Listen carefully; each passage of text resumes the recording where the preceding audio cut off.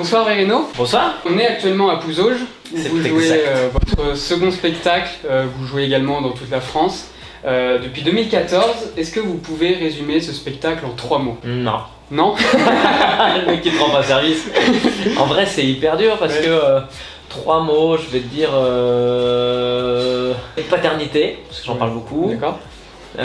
Sujets sociaux, mais là j'ai déjà utilisé 2 mots. Oh putain c'est impossible. Bon, en tout cas il est difficile effectivement à résumer ce spectacle parce que je parle tellement de plein de trucs. C'est le spectacle d'un mec de 35 ans qui vit dans le monde dans lequel on est et qui est papa et qui est marié et qui... Enfin c'est ce spectacle là. Et donc j'en parle de cette manière mais c'est très difficile effectivement en 3 mots. Donc pour illustrer ces mots on va regarder tout de suite la bande-annonce. C'est très compliqué de parler d'un spectacle, c'est très intime. Moi j'ai mis toute ma vie dans mon spectacle, qu'est-ce que tu veux dire? Vas-y, plus haut! On rit de tout, du terrorisme au handicap. Pour Charlie Hebdo, je sais qu'il y a un moment où tout le monde a tilté. C'est le moment précis où on a vu qu'ils avaient oublié la carte d'identité dans la voiture. Je suis sûr, même les flics, ils ont vu la carte, ils ont dit on la cache. Non mais on peut pas la prendre comme ça, ils vont dire qu'on a triché après. Ce petit charme qui fait que oui c'est un stand-up, mais c'est certainement le stand-up du futur. Du temps des mamans, les squares sont organisés, on est d'accord. T'as vu maintenant, il y a plus que des papas qui font allez vas-y, plus haut, putain, lui il y arrive, tu peux. Pourquoi elle a oublié mon goûter? Tu veux pas rentrer à la maison? Eh ben écoute, très bien, tu restes là. T'as déjà vu un papa faire ça ou pas? Moi j'ai vu, le gamin il a regardé son père, il a fait... Et comment tu vas expliquer ça à maman? Viens. Le public a pu vous découvrir dans l'émission On ne demande qu'à en rire sur France 2 en 2012. Qu'est-ce que vous retenez encore aujourd'hui de vos nombreux passages dans l'émission?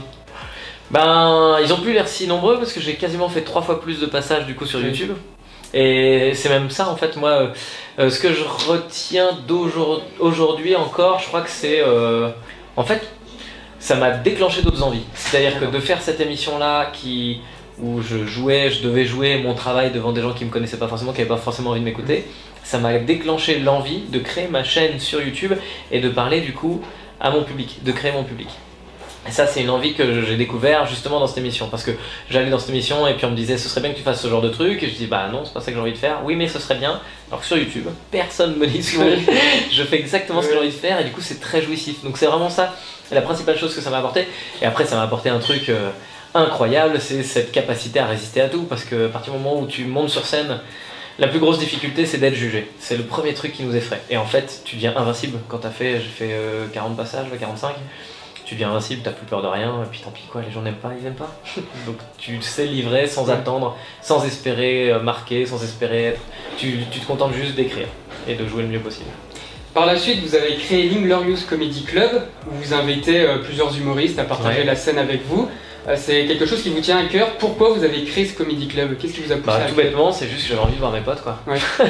En fait, on a tous une carrière, on bosse tous énormément, et la seule solution pour nous réunir, c'était qu'on soit obligés de se réunir, c'est-à-dire qu'il nous faut du boulot. Donc j'ai créé cet endroit-là, où je m'étais dit bah ouais, réussir à faire venir des potes qui ont tous énormément de travail, mais faire un beau plateau, et puis ouais, on accueille énormément de gens hyper talentueux quoi. Et moi j'adore effectivement un Bounaïmin, un Artus, Vizorek, on a énormément tous de taf, mais on se voit plus jamais. Et pourtant c'est des gens que j'adore et que j'ai envie de faire découvrir aussi, parce que même s'ils ont une notoriété de dingue évidemment, il y a aussi énormément de gens qui aujourd'hui ne vont pas aller voir, je sais pas, un Vizorek simplement parce qu'ils aiment ce que je fais et ils se disent que ça va pas les toucher. Et moi je sais que ça va les toucher. S'ils aiment ce que je fais, pour telle ou telle raison, ils peuvent être touchés aussi par les potes que j'ai envie de rencontrer quoi. En dehors de la scène, on vous a vu au cinéma dans le film Fonzie, oh là là, oui, côté de José Garcia. Est-ce que cette expérience vous a plu? Est-ce que ça vous a donné envie aussi de... Non. Non? Non, c'est pas un truc... Moi j'ai envie d'être comédien sur plateau, c'est ça qui m'intéresse. D'accord. Quand je dis envie d'être comédien, mais en fait j'ai envie de faire du stand-up. C'est vraiment ma passion quoi, l'écriture, le jeu, monter sur le plateau et raconter des trucs que j'ai moi-même écrits. Au cinéma on est au service d'une œuvre et j'ai toujours peur de foirer ce que l'autre attend de moi. Et donc j'essaie de deviner ce qu'il attend de moi. Et sur le plateau, c'est moi qui attends de moi, donc je fais ce que je veux et j'adore justement cette liberté-là sur scène, qu'on a aussi sur YouTube, mais qu'on n'a pas encore au cinéma. Après peut-être que, enfin je dis pas non tu vois, s'il y a évidemment des trucs, je reçois des scénarios de temps en temps, c'est juste qu'il faut que ce soit Faut que ouais, je sais pas trop. Je sais pas ce qu'il faut d'ailleurs. J'ai toujours fusé jusqu'à maintenant. D'accord. Ouais.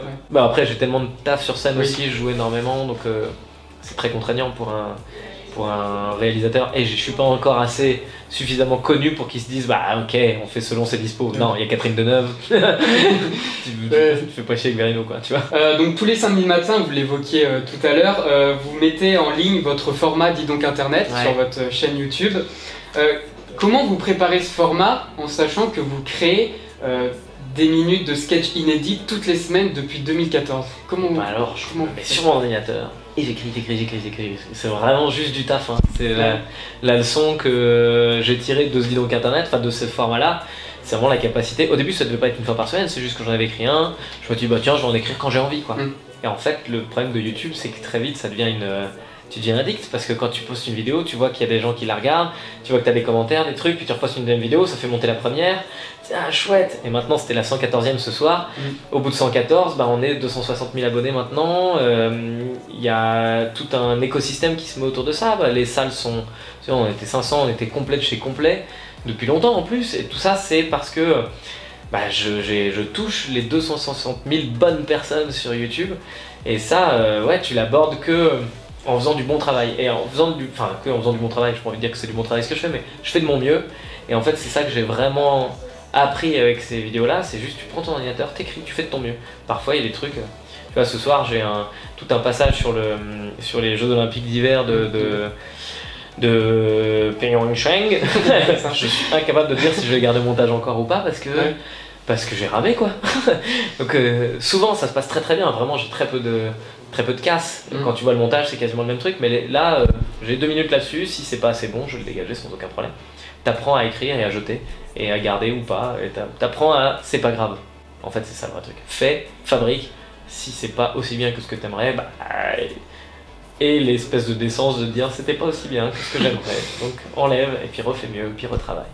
Et on progresse. Pendant ma précédente interview, j'avais interviewé un groupe de musique qui s'appelle The Bobos et ils vous ont posé une question. Salut, c'est Mathieu et Stan des Bobos.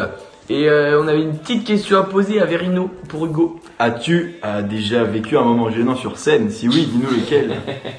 J'ai jamais été gêné de toute ma vie. Jamais. Si en vrai, il y a des moments qui sont des moments gênants, mais en humour, en étant dans le vrai moment gênant, c'est quand t'arrives pas à faire rire. Or, quand t'es ancré dans le maintenant, tu peux pas vraiment te planter quoi, tu vois. C'est gênant, et c'est gênant que si ça te gêne toi. Oui. Si, tu vois, j'en parle sur scène, je raconte cette anecdote avec plaisir, je la fais plus dans le spectacle, mais j'en avais parlé à Montreux, de ce truc là où il y avait un mec qui était parti pisser, et je croyais qu'il était bourré, et je l'ai chargé. Vraiment en me foutant de sa gueule, mais gentiment parce que je suis évidemment jamais méchant, mais juste d'avoir ce mec là torché, je dis allez bien, allez. Et en fait il était pas torché, il avait juste une hanche en bois, enfin une hanche en bois évidemment c'est pas comme ça, mais il avait son truc qui s'était fait opérer et il boitait quoi, et juste ça pourrait être ultra gênant si jamais tu sais pas comment voilà, mais juste tu l'aiguilles différemment, c'est-à-dire que là ce jour là bah je me suis juste retourné devant le public en disant mais les gars ça fait 10 minutes que vous me laissez me foutre de la gueule d'un pauvre mec handicapé qui a rien demandé et personne ne me sort de là. Donc c'est gênant en fait, c'est gênant quand tu regardes la caméra. C'est gênant si toi t'es gêné, mais comme dans la vraie vie d'ailleurs hein. Oui. Si toi t'es gêné c'est gênant, si toi t'es cool, c'est cool. À part la mort c'est gênant, quand t'es mort c'est pas bien. C'est pas cool. La dernière question pour conclure cette interview, est-ce que le Verino petit serait fier du Verino qu'il est devenu aujourd'hui? C'est très compliqué, je crois qu'en fait il s'en fout un peu le Verino petit. Ouais. Je crois qu'il a vécu son enfance et il était content. Après il y a le Verino ado, le Verino machin. Je crois que le Verino de maintenant il est content du Verino de maintenant. Je suis content de ce que je fais, je suis vraiment très heureux de ma vie et j'espère que le Verino de plus tard sera content du Verino de plus tard. Donc je pense que le Verino de petit regarderait le Verino de maintenant en se disant putain il a l'air heureux. Et voilà, donc il serait content, mais il y a pas de fierté, il y a pas de réussite, il y a pas de... J'ai pas l'impression d'avoir réussi. Tu vois ce que je veux dire? J'ai l'impression d'être heureux dans ce que je fais ici et maintenant. Mais j'avais pas d'ambition, à part faire du mieux que je peux. Et bah aujourd'hui je remplis cette ambition là, faire du mieux que je peux. C'est le principal. Merci Verino d'avoir grand plaisir. On vous retrouve donc tous les samedis matins sur YouTube et en tournée dans toute la France. Et le vendredi soir maintenant à 22h. Et le vendredi soir sur Facebook, aux alentours de 22h parce que c'est du live donc ça dépend du spectacle et de la durée. Nouvelle expérience, le live sur internet. Eh ben merci. Avec grand plaisir, merci beaucoup. À bientôt.